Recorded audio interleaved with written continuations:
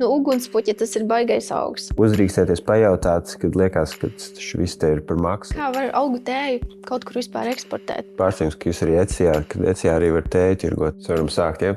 Super. Man sauc Miķels Baštiks, un šis ir Asketika podcasts, kur runājam par dizainu, biznesu un zīmolu veidošanu. Un šajā reizē tiekamies ar Māru Lieplapu, tējas zīmolu plūktu veidotāju, un runājam par viņas uzņēmumu pirmsākumiem un par to, kā izveidot tējas zīmolu šeit pat Latvijā, ziemeļos, kurš pēc tam tiek pieprasīts visā pasaulē. Es kaut kad vasarā, bija tāds silts vasaras vakars, un es izgāju ārā dārzā, un pastāv mums ir blakus ar tāda neliela pļava, un es izgāju ārā un vienkārši staigājot pa pļavu, skatījos, tur bija pēlašķi, un es vienkārši tā kā noplūcu pāris pēlašķus, turēju rokās un domāju, aiziešu uztaisīšu tēju. Un tā skatījos tiem maziem ziediņiem, viņi tā daudz mazi skaisti ziediņi, domāju, cik mēs esam tomēr tāda savdabīga nācija, kas dzer ziedus kā tēju. Protams, arī lapas un tā, bet ka mēs tēju jau tradicionāli ir kaut kas cits, bet mēs esam pieraduši par tēju saukt, ka mēs vienkārši uz puķītēm uzlējam karstu ūdeni vai uz lapām. Un tā ir tā mūsu tējas īstenībā tāds ļoti, kaut kas īpašs, tā pasaules kontekstā.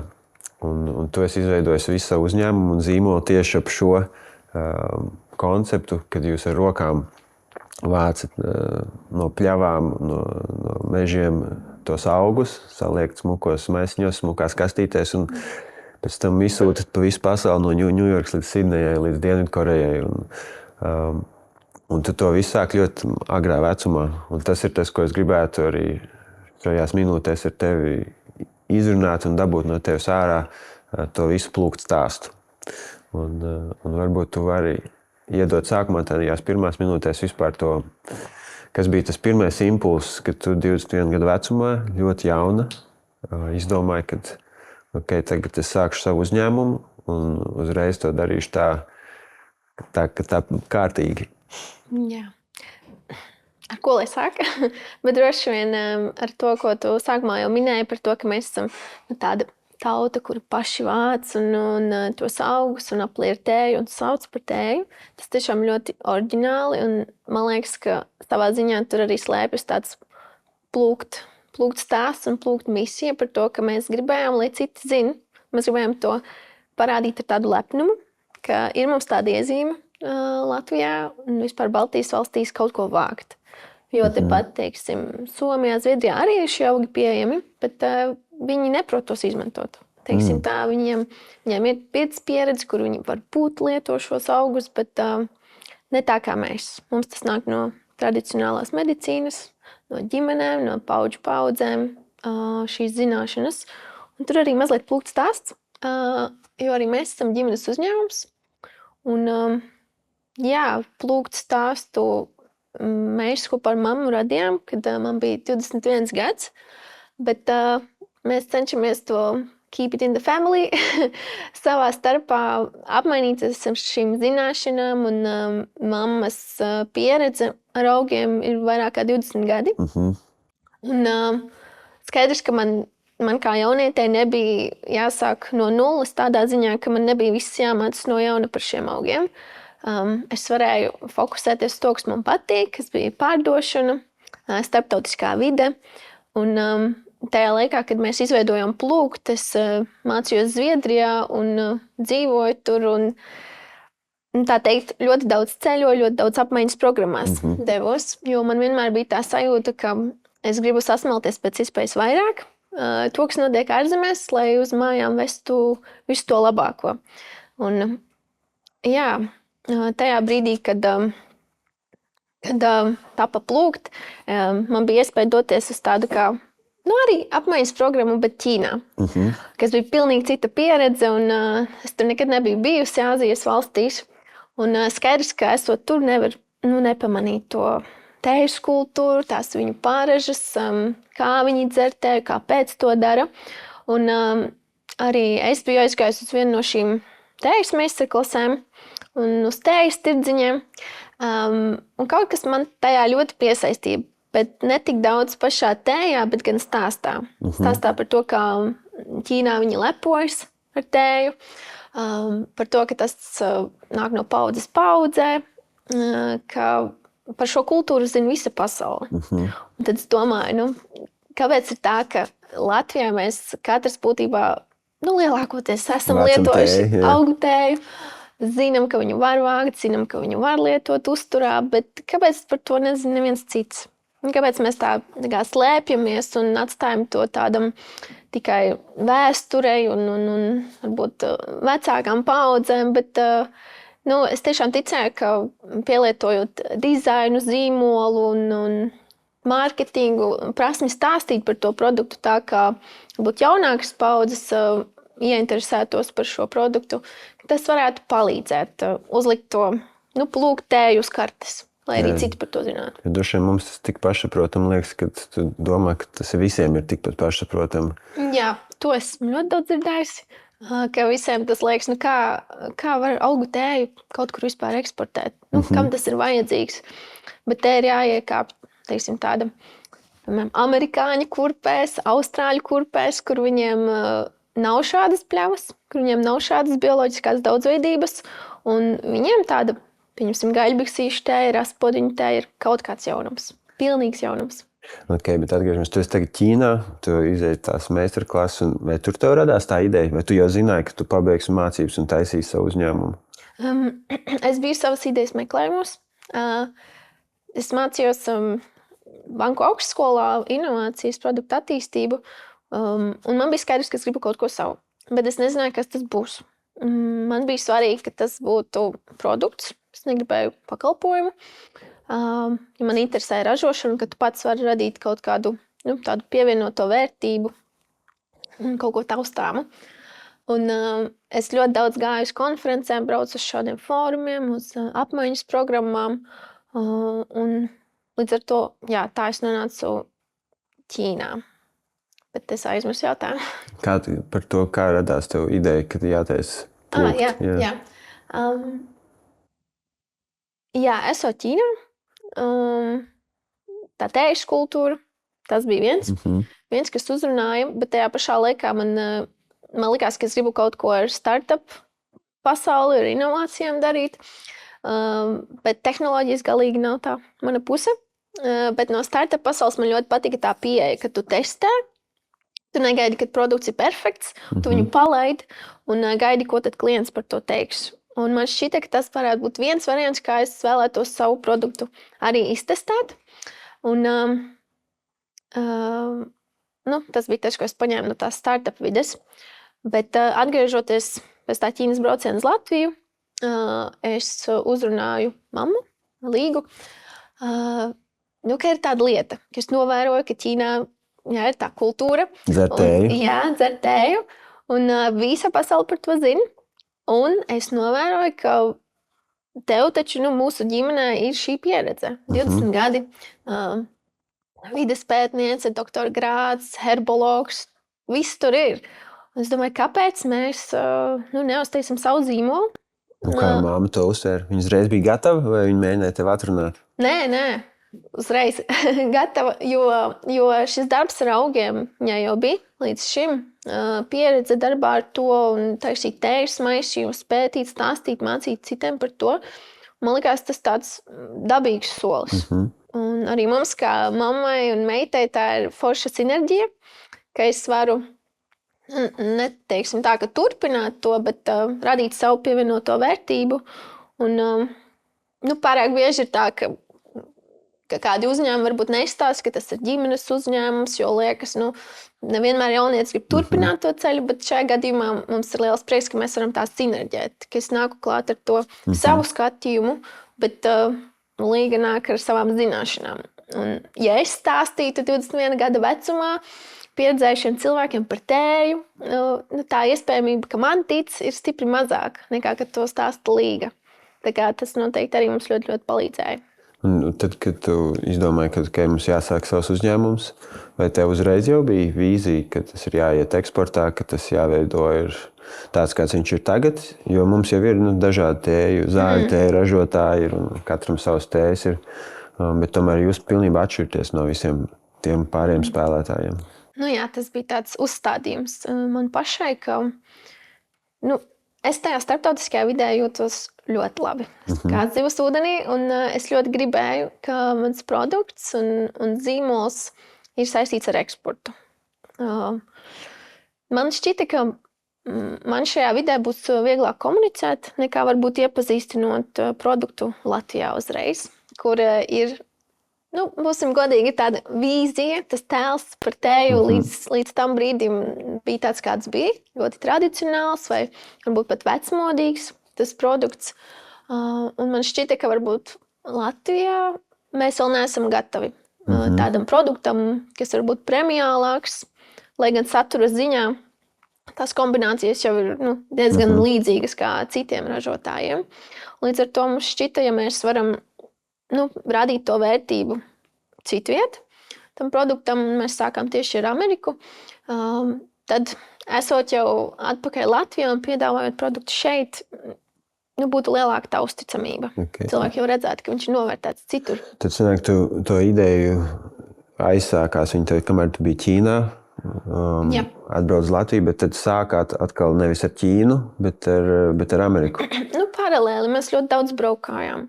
Ļoti daudz braucu visur, kur vien mani ņēma tā bez maksas, bez kaut kādām ieejas maksām, bez dalības maksām. Un, tad, kad tev jau bija produkts, vai tas bija pirms tu vēl viņu biji izveidojis? Tas bija tad, kad mums jau bija ideja par plūktu. Un mēs, tā teikt, meklējāmies, kā tos produktus saukt, kādas būtu tās garšas. Un tā pirmā garša, kas mums tapa, bija fermentēta ugunspuķa. Mēs viņu tagad saucam par Nordic Black Tea. Un viņa mums arī tapa iedvesmojoties no Ķīnas. Kur mēs bijām šajā pasaules tējas fórumā. Un, lai arī mēs tur braucām tikai kā tādi viesi, smelties iedvesmu, bet, protams, mums bija līdzi arī savi tējas paraugi. Okay. Tos mēs visur ņēmām. Bija tādas pirmās receptes uztaisītas, un kaut kā jau no paša sākuma Līga rekomendēja, ka ugunspuķi tas ir baigais augs. Tagad par viņu ļoti maz zina, toreiz. Bet pēc pāris gadiem noteikti būs pieprasījums, tad, kad cilvēki sapratīs, cik tas augs ir vērtīgs gan zaļā veidā, gan fermentētā. Līdz ar to uz to tēju mēs likām lielas cerības. Un, mums bija maisiņi līdzi vienkārši? Vai nē, mums bija tādas papīra turzas. Okay. Bez etiķetes. Iekšā čemodānā. Jā, ar marķieri uzrakstīts virsū fermentēta ugunspuķa, cik tur grami. Un viss. Un jūs aizbrauc uz Ķīnu, un viņi sāka kādam iedevu pagaršot, vai kāds notika? Jā, mēs sarunājām ar organizatoriem, ka mums iedod pie garderobēm mazu stūrīti. Tādu galdu, metrs reiz metrs, un mēram tā. Un mēs vaicājām, vai mēs drīkstam starpbrīdī, starp runātāju programmām, dot cilvēkiem nodegustēt mūsu tēju. Ka mēs esam jauniņi, es esmu studenti, un es visur apzināti tā liku vārdu, es esmu jaunietis students, jo par studentiem grib ļoti palīdzēt un atbalstīt. Un viņi teica, jā, droši variet starpbrīžos uztaisīt to savu tēju stūrīti, un ja kāds pienāks forši, bet mēs nekādu plūsmu pie jums baigi nesūtīsim, jūs tur paši darbojaties. Un Līga uzlēja tējas, un es tad tur stāvēju un sagaidīju kaut kādus cilvēkus.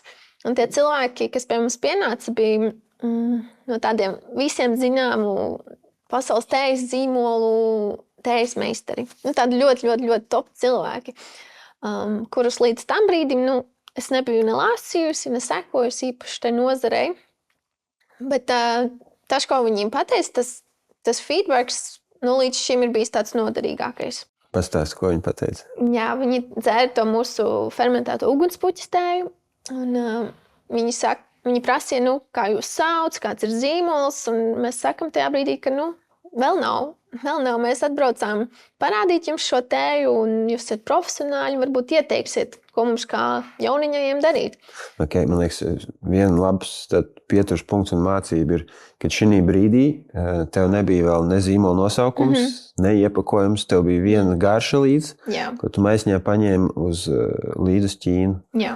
Un man liekas, kas vēl viena, kam nevajag tā ātri pārskatīt pāri, ka tu esot savos 21 gadu vecumā, tomēr uzrakstīji ēpastu un pajautāji lielam nozīmīgam tējas pasākumam, vai tu drīkst aizbraukt ar savu standu?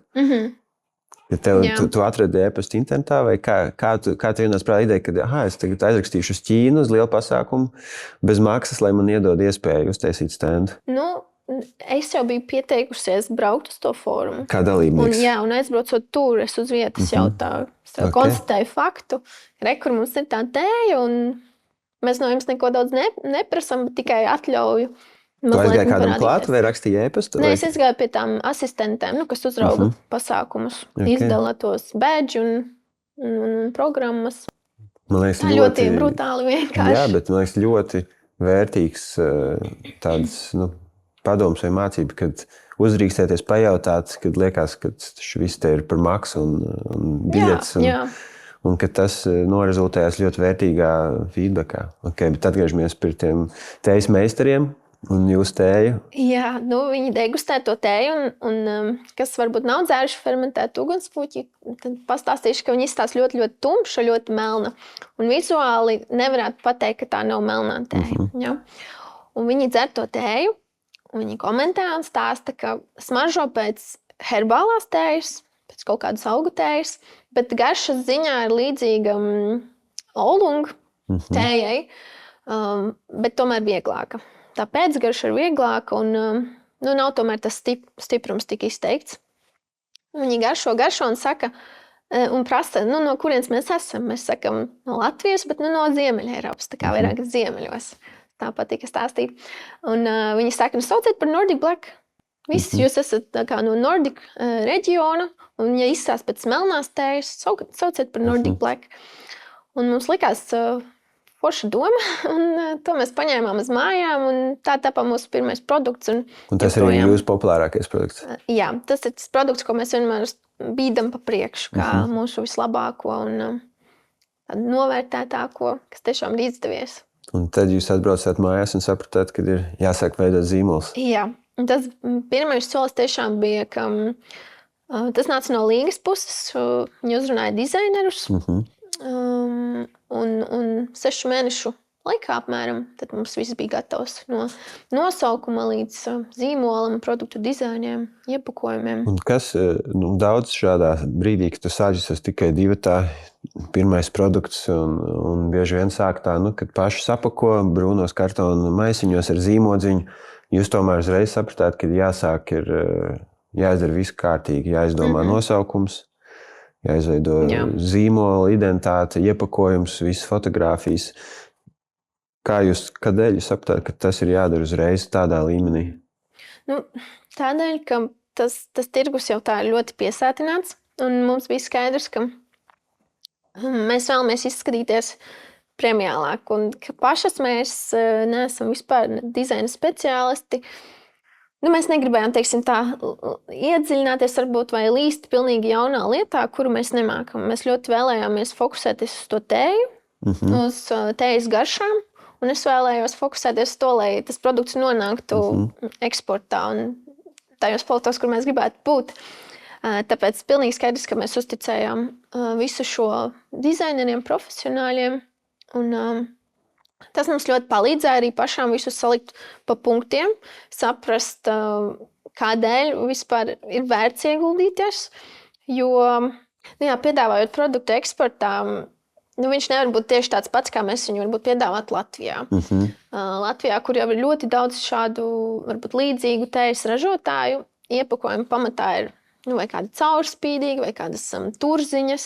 Skaidrs, ka tādos restorānos un kafejnīcās eksportā tas varētu nestrādāt. Tu uzreiz zināji, ka jūs gribat būt premium segmentā?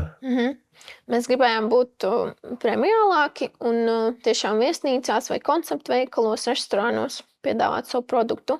Mums bija svarīgi, ka mūsu produkts tiešām nolasās eksporta tirgu, un tur arī plūkt nosaukumus. Mums sākumā radīja mazliet šoku, ka mēs varētu strādāt ar tādu latviešu vārdu, plūkt, bet kopā ar dizaineriem mēs nonācām pie secinājuma, ka tas vārds patiesībā fonētiski ir ļoti labs arī eksportā, jo angliski viņu izrunā kā plakt, kas nozīmē arī kaut ko novākt, novākt ābolu, piemēram, no koka. Bet arī holandiešu valodā, zviedru valodā ir plokat. Tā kā spēlējoties ar to vārdu, pagāja kāds laiks, bet mums iepatikās. Bet tas ir interesanti. Bet tas bija izaicinājums. Tas bija, vai ne? Jā, jo pieņemt jaunu vārdu, tas ir kā tur pāris burti. Un, ja viņš tev nedzimst pašam no kaut kā dabīga, un ja viņš tev kāds iesaka no malas, tas nemaz nav tik viegli viņu uzreiz pieņemt. Jā, tas bija grūti. Tas bija grūtākais no mūsu visa tā dizaina posma. Saprast, ka mēs izmantojam vienkārši vārdu nenoteiksmē latviešu valodā kā mūsu nosaukumu. Mēs tomēr ieguldījāmies, un tas varbūt sākumā nešķita kā kaut kas tāds nopietns, tas nosaukums. Bet, tāpēc dizaineri ir profesionāļi, viņi ir pētījuši, ka tas vārds varētu strādāt, un man liekas, tas noteikti, jā. Un kas palīdzēja viņu pieņemt? Beigās, tā kā teikt, ka šis būs...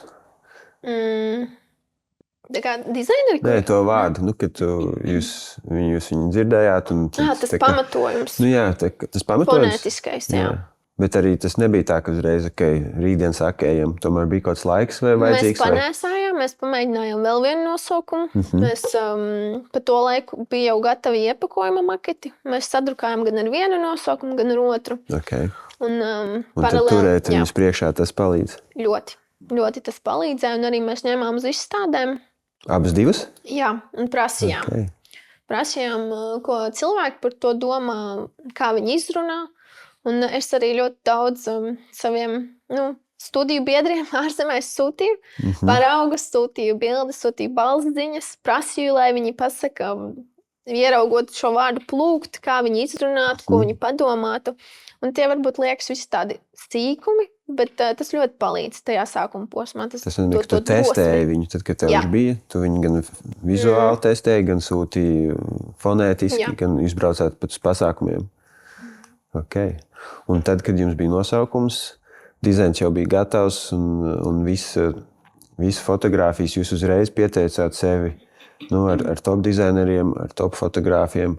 Vai tu redzi, ka tas atmaksājās arī, vai tas prasīja vēl ilgāku laiku? Cik tagad atceros, tu redzi, vai tas bija tāds tūlītais iegums, vai tas prasīja ilgāku laiku?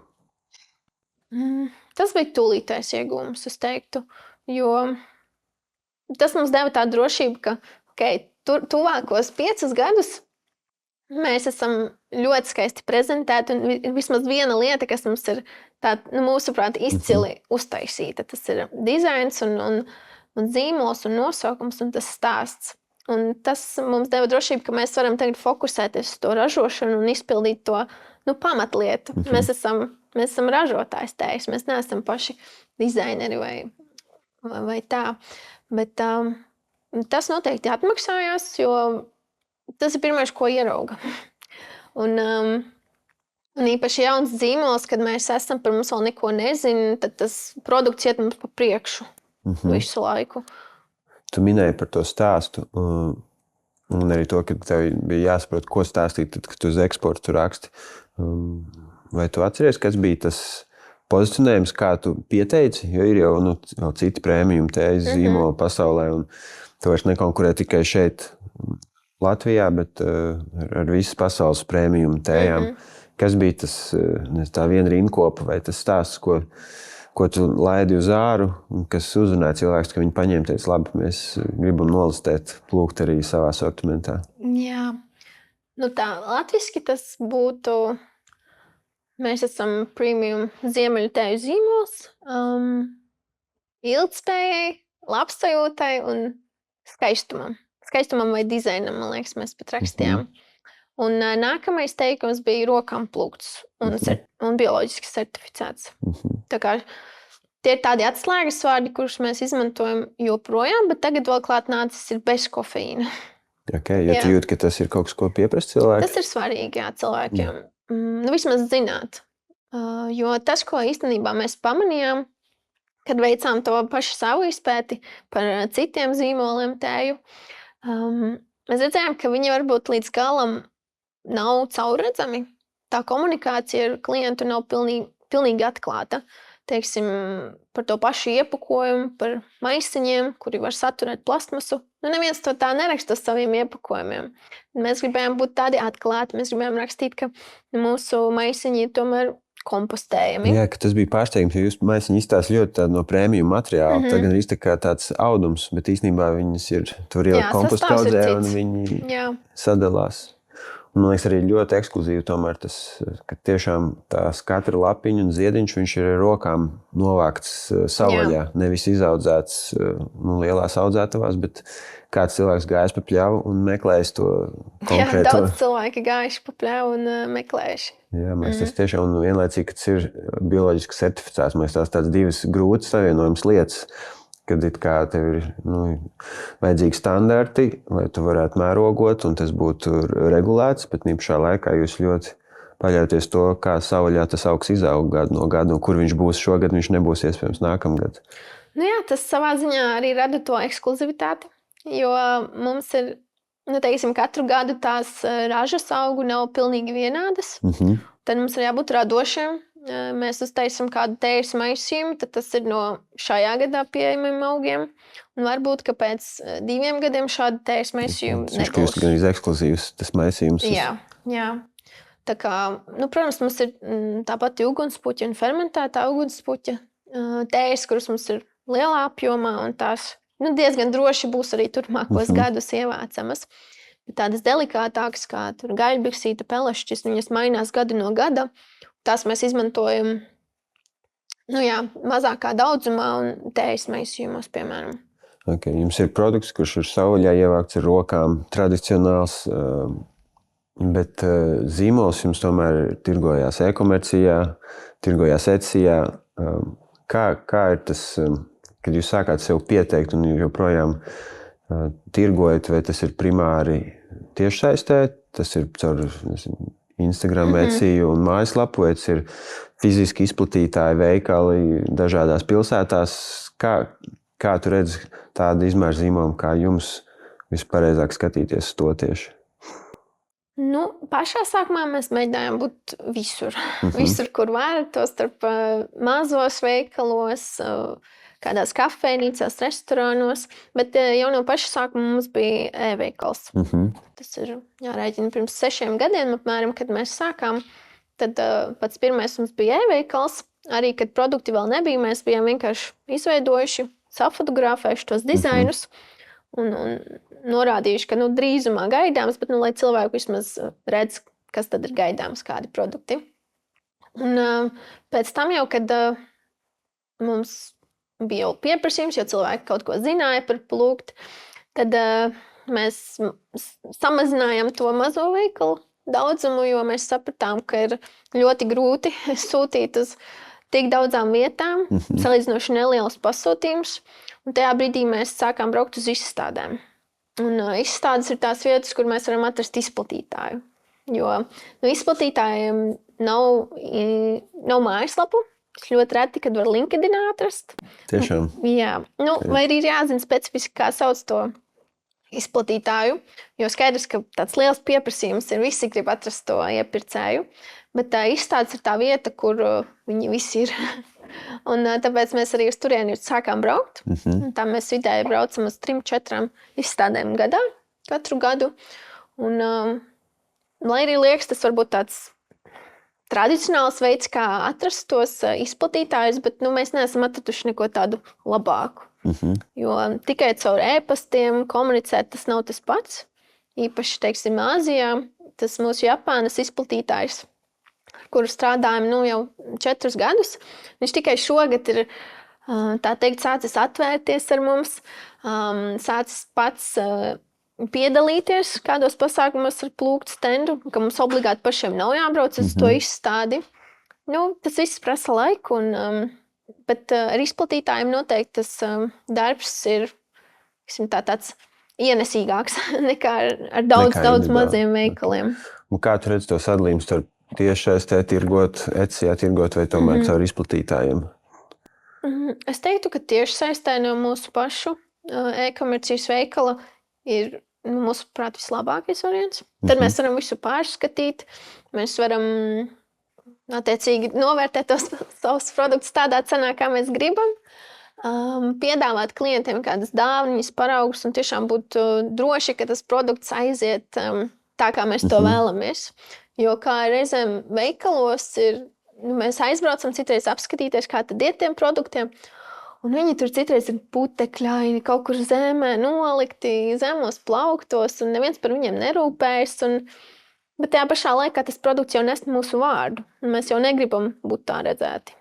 Jā, bija interesants arī tas pārsteigums, ka jūs arī Etsijā arī var tēju tirgot. To es nebiju tā iedomājies nekad. Etsijā arī tāds interesants stāsts. Tur mēs reģistrējāmies pašos pirmsākumos, kā arī viena no vietām, kur vienkārši būtu aizies, neaizies. Un mēs tos produktus pasūtījumus izpildam akurāti, visus, vienalga vai liels vai mazs. Un pamazām kaut kā tas pieprasījums Etsijā auga, un no turienes arī nāca tās foršās kampaņas, kas mums bija. Un šogad atkal jūs bijāt ielistēti kā gift pick arī šogad, un tas bija atkal viņi paši to izvēlējās, ja tas bija jūs mērķiecīgi uz to strādājāt? Mēs pagājušajā gadā redzējām, ka cilvēki Etsijā sāk vairāk pirkt Blossom tēju. Mums tur ir 15 tējas, bet tikai to Blossom ļoti daudz pērk. Un nevis jūs tur viņu reklamējāt vai kaut kā bīdē, vienkārši paši sāka pirkt? Jā.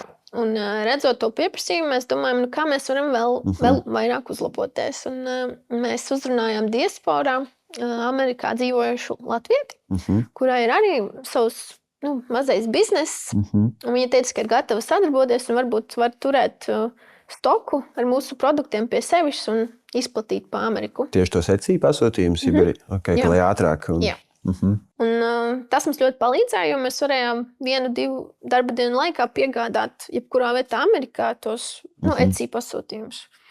Un tas ļoti patika cilvēkiem. To viņi rakstīja atsauksmēs, līdz ar to mēs arvien augstāk rādījāmies tajā platformā.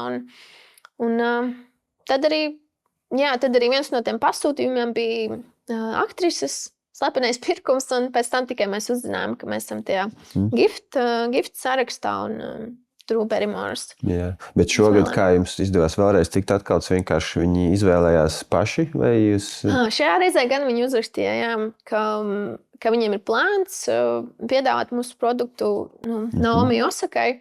Mēs teicām, jā, aiziet, protams. Tur viņi izvēlējās White Night tēju, kas ir otrs mūsu tāds maisījums. Tad tas ir forši tāds lieta, ko jums izdevās atkārtot. Jūs kaut ko darījāt, lai tas notiktu, ja viņi mēs turpinājām būt elementā. Jā, visu izpildīt laicīgi un svarīgi komunicēt. Atbildēt uz katru to vēstuli klientu, jo tās visas mazās lietas ļoti ceļ mūsu rītīgā. To pati darība, jums ir atsevišķi cilvēks, kas atbild par komunikāciju? Mums ir Etsijam un internetveikalam ir mums cilvēks, kas komplektē pasūtījumus, tad pie reizes arī atbild.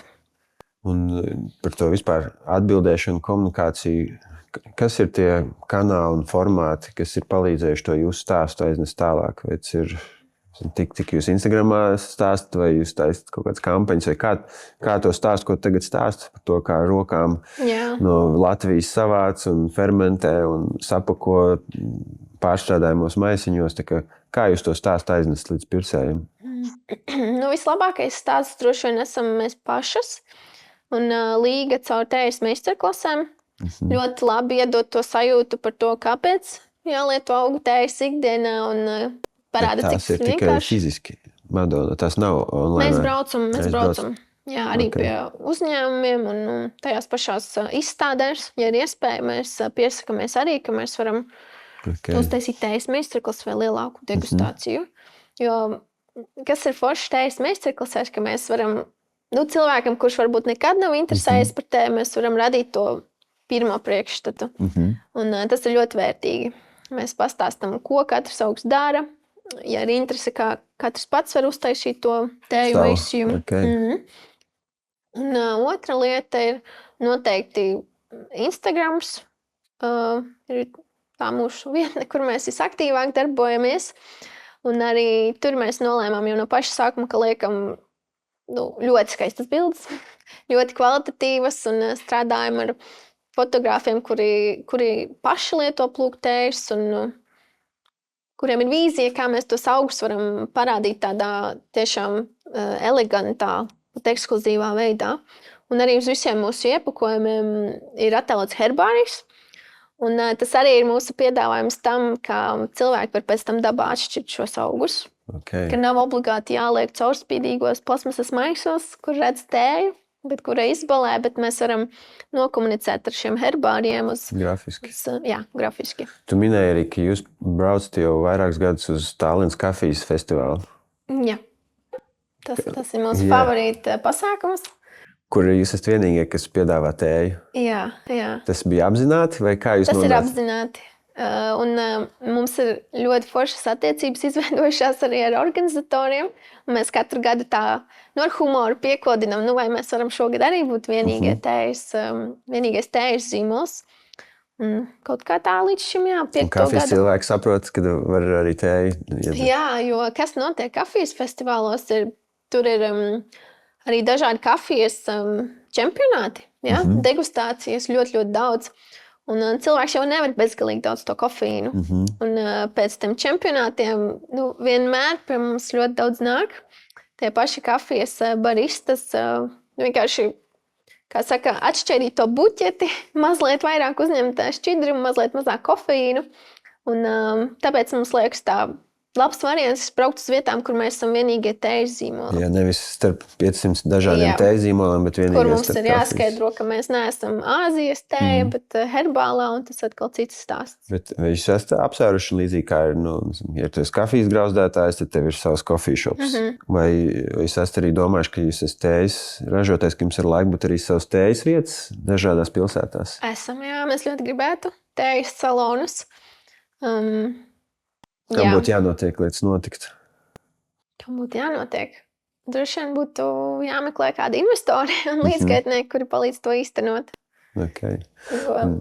Tādas pieredzes uz tādām fizisku vietu izveidas mums tiešām nav. Man liekas, ka vēl vienu lietu sākot darīt, mēs pazaudētu atkal to fokusu no tējas. Jūs tēju šobrīd tirgojās daudz dažādās pasaules valstīs. Kaut kur bija minēts pat 22 dažādās vietās, no Sidnejas līdz Dienvidkorejai un Ņujorkai. Vai tu jūti, ka ir dažādas garšu profili un lietošanas paradumi dažādās pasaules vietās? Jā, noteikti, jo, pieņemsim, Āzijā viņi ļoti maz lieto maisiņu tējas. Un tur mēs pamatā sūtam beramās tējas, bet mainās tas tējas formāts. Kultūra, kā viņu Jā, jo viņi vairāk brūvē tejkarnās. Mums šeit Eiropā ir vairāk uz to ātrumu, uz to ātro ieguvumu un efektu, un tad mums tie maisiņi ir ļoti parocīgi. Bet tur tas viņiem ir lielāks process, un tēja ir absolūta ikdienas sastāvdaļa. Ja viņi cer kopā ar ģimeni, vai arī uztaisa tādu stipru tēju, un tad dienas laikā vairākas reizes atšķaida. Ko mēs šeit tā īsti varbūt nedaram. Okay. Un arī jūs Sidnejā, kas ir kā, kur tēja liekas vēsā gada laika dzēriens, tur tomēr ir pārsvarā silts. Jā. Kā jūs tikāt iekšā un pārliecināt viņus, kad jādzer tēja? Tur mums arī palīdzēja diaspora. Austrālijā ir diezgan liela latviešu diaspora. Un mēs vispirms uzrunājām viņus, painformējām, ka plūktēja ir pieejama Austrālijā, bet pēc tam gan bija viens posms, kad mums tur pavisam negāja. Tad mēs arī sākām domāt tieši šo, ko tu jau saki, ka tur taču ir silts, kurš tad dzer tēju. Bet pagājušajā gadā mēs uzražojām augstās tējas, kur ir tēja un ogas, un viņa aktivizējas augstā ūdenī, un tā ļoti labi aizgāja uz Austrāliju. Kas ir likumsakarīgi. Ka tu nevis uzbrūvē un atdzesē, bet viņi uzreiz jau augstu. Jā, augstā svaigā ūdenī vai arī gāzētā ūdenī. Tas tāds kā garš ūdens, un vēl viens veids, kā varbūt dažādot to, kā mēs dzeram ūdeni vai kā iekļaujam augus mazliet vairāk ikdienā. Un kāds ir tas cikls? Jūs principā tēju varat ievākt tikai 3 mēnešus gadā, vai ne? Jau vairāk. Jau tās vasaras ir garākas, un šogad mēs beidzām septembra vidū. Ievākt, jo daži augi pat ziedē 3. reizi. Tad mēs arī cenšamies sekot līdzi. Jā, piemēram, sarkanais aboliņš. Viņš ziedēja 3 reizes šogad, kas ir ļoti daudz. Tas ir dabisks cikls tam augam, vai tas ir dēļ siltas vasaras vienkārši? Grūti pateikt. citus gadus, un viņš vienmēr zied 2 reizes, bet, ja teiksim, ir pļavas, kuras pļauj, tad viņam būs iespēja ziedēt vēl, ja ir labi laikapstākļi. Un tu redz, ka tas cikls tējas dzeršanā ir tāds, kad tiešām dzer ziemā, ja tu skaties vidēji, ja jums visu caur gadu cilvēki dzer tēju? Protams, pieprasījums tagad ir lielāks rudenī un ziemā. Vasara mums ir izaicinājums. Un ja pirmos gadus es pat ļoti pārdzīvoju par to, ka mēs ir tik foršs rudens un ziema, tik daudz pārdošanas, tāds apjoms un spēj tik ražot. Un tad pienāk maijs, kad ir pilnīgs klusums. Maijs līdz jūlija beigām. Un tad ir mazliet depresīvi, jo liekas, ka varbūt tas produkts nav nevienam vajadzīgs. Bet tad mēs sapratām, ka mums taču ir jāizmanto tā vasara, lai mēs gatavotos. Lai perfekti sagatavotos tam rudenim, ziemai. Un tā mēs arī tagad pārlaižam tās vasaras ar tādu domu, ka tas ir mūsu sagatavošanās periods. Mēs visu savācam no visiem piegādātājiem, visi iepakojumi, viss ir saražots, un mēs esam droši par to rudeni un ziemu un varam izmantot pilnvērtīgi. Man liekas, tas ir tāds fenomenāli labs un foršs biznes, ka tu vari no mazas vietas Latvijā pie Madonas savākt to, kas ir tiešām unikāls un īpašs šeit mums Latvijā. Tu sauc tos augstus, bet ne visu zinu, kā viņi izskatās, kad tu tikai nosauc. Un kad to īpašo darot šeit pat uz vietas, tu vari viņu pēc tam kā biznesu piegādāt pa visu pasauli. Un tas internets to ļauj, un tavas zināšanas un pieredze pasaulē, un labs dizains, un gudri veidot to uzņēmumu. Man liekas, tas tāds ir, principā tāds ideālais biznes, ka tev nav jāpārceļas obligāti prom, bet ka tu vari palikt tur, kur tu esi šeit un dot vērtību uz pasaulē uz āru, un viņi to novērtē un to stāstī. Tā ir, un mēs arī taisot plūgt gribējām darīt tā, lai mēs daļu no lietām noteikti varam darīt attālināti. Jo es pati pēc tam vēl turpināju mācīties maģistrus ārzemēs, un es ļoti daudz šo plūgt laiku biju prom. Un nekas no tā netika traucēts. Tas netraucēja ražotnēm. Mums ir lieliska komanda, kura ražo, kura komplektē un pārliecinās, ka viss ir super. Līga var strādāt pie jauniem maisījumiem, strādāt pie meistarklasēm, un man nav obligāti jābūt uz vietas, lai darītu pārdošanu. Bet tas kodols, tas ir Praulienā, un dažreiz, kad mēs komplektējam tos sūtījumus, mēs skatāmies tur Austrālija, Ņujorka, Dienvidkoreja, mēs domājam, viņi tā kā nemaz nezina, ka mēs esam meža vidū. Apkārt tiešām nekā nav, kā tikai mežs, pļavas, un mēs esam 4 dāmas, un viņi domā, ka mēs varbūt esam milzīgs dzīmols, neskur pilsētā, un kāds mums tur ražo mūsu vietā produktus. Bet mēs esam tāds kompakts kodols, kas pielāgo šo uzņēmumu tā, lai mums arī pašām būtu foršs tas dzīves stils. Vai noslēdzot, vai tev ir kāds augs vai tējas maisījums, kas tev liekas tik īpaši tas stāsts, ka gribētu, lai visu pasauli uzzina vairāk? Jā, īstenībā par mūsu augsto tēju, augstā tēja Nordic Morning, mēs viņu radījām tādēļ, ka tajā laikā, kad es dzīvoju Somijā, mācījos, tur visi pamatā dzer kafiju.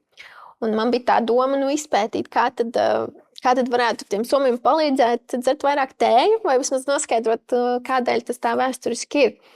Un es ļoti daudz taisīju tādas arī degustācijas Somijā, un arī līdzīgi rakstīju vairākām PR aģentūrām, ka man ir šis zīmols, mēs esam jauni un gribētu papētīt vairāk Somiju. Un viņi teica, jā, droši atnākat un varat uztaisīt atkal savu galdiņu un padegustēt tējas. Un Līga bija uztaisījusi tējas maisījumu, kur ir tā mūsu fermentēta ugunspuķa, mazliet piparmētra un melenes. Jo es biju novērojusi, ka visur, kur ir ogas, tas Somijā ļoti labi aiziet. Jo viņiem ir asociācija, ka tas ir viņu vietējais produkts. Un es devu degustēt gan šo jauno augsto tēju ar melenēm, gan arī vienkārši melno tēju. Un visi dzer tikai to, kur ir melenes. Tas bija interesanti, jo mums šķita, ka produkts ir ļoti līdzīgs, abi produkti ļoti līdzīgi, bet kā tas maina, ka tu izpētīsi, ko tie cilvēki tajā valstī vēlas. Ja to Kādas kultūru un pasniegšanas veidu. Jā, tā kā tas ir noteikti tāds stāsts un iemesls, kāpēc tās augstās tējas mums labi aizgāja arī ziemā. Pateicoties tiem somiem, kuriem patīk melens. Kolosāli. Super. Paldies tev, Māra. Paldies. Liekas, ļoti, ļoti interesants stāsts. Un tas, katru reizi, kad tu izstāsti, arī pagājušais par to tēju vairāk, es jūtu, kā tas appreciation par to dzērienu pieaug. Un tas man liek domāt par to, cik tiešām tas zīmols stāsts ir atkal un atkal jāstāst, jo es pat jau biju jūs mājaslapā, jau it kā zinu plūkt un visu, bet pat tas Instagrams, viņš tā kā neaiznes tik daudz, cik tu izstāsti, tas ir kaut kas uzreiz, tiešām kāds staigāt par to meža vidū, lasa tās lapiņas un pieliek tās melens, un tad tas, ko tu dzer, liekas daudz vērtīgāks nekā vienkārši, ka tu paņem standarta tēju nopērc veikalā. Jā, tas ceļš no auga līdz tēja ir diezgan garš, un jā, to noteikti ir vērts novērtēt. Jums ir YouTube'ā tās, kā pareizi brūvēt to tēju, kaut kāds, tā kā ne meistarklas, bet mini kaut kāds... Mums YouTube'ā nav, mums ir Instagramā. Jā, vairāk tādi īsie video, kur rādam, kā brūvēt. Īstenībā tāds ieteikums no malas man interesētu, ka vai tu vai mamma, tāds, jo es... Tad, kad sāku par kafiju interesēties, man bija pāris YouTube kanāli, kurus vienkārši liekas ļoti pašprotams lietas, kā French press kofiju uztaisīt. Liekas, kas tad tur tikai ieber nospied un viss. Bet viņš tā kā, 7 minūtes tādu sopa solim stāsta, kur tagad noliekam malā, 2 minūtes pagaidam, tad noņem nostās putas. Tas jau kā meistarklase, jā. Bet tādi ļoti, un viņš par katru par to pagatavošanas veidu, tādi īsi video, bija ļoti interesanti, tā kā vēlreiz tā iziet caur tevi, liekas, visi zina, kā to tēju, bet, tiemēr vai šai tur, blossom tējai, vai melnai, vai visām vienāda temperatūra, vai cik ilgi, vai es viņu var vēlreiz apliet, vai nevar. Ko dar tā augstā tēja? Es domāju, tādas mazas sērijas, vairāk video, kur tu izstāsti. Jā, tie noteikti būtu uztveramāki. Jā, jo tas, kā tu stāsti, tas īstenībā ļoti palīdz novērtēt viņu vairāk. Un tas arī tāds, ko tu iedot līdz tādu vērtību tam cilvēkam, kurš tur Sidnejā redz, ka tur tas meža fonā ir, tur ārā kaut kāda galda noliec. Un, tas tā, es zinu, ka darbs jau ir daudz, bet tas, man liekas, palīdzētu to nodot. Noteikti. Paldies tev. Paldies. Paldies, ka klausījies. Un ja šīs tēmas tev ir vērtīgas un interesantas, tad droši var arī pierakstīties Asketika podcasts YouTube, Spotify un Apple podcasts platformās. Tad droši var arī mums rakstīt uz hello@asketika.com un kopā veidosim spēcīgus zīmolus.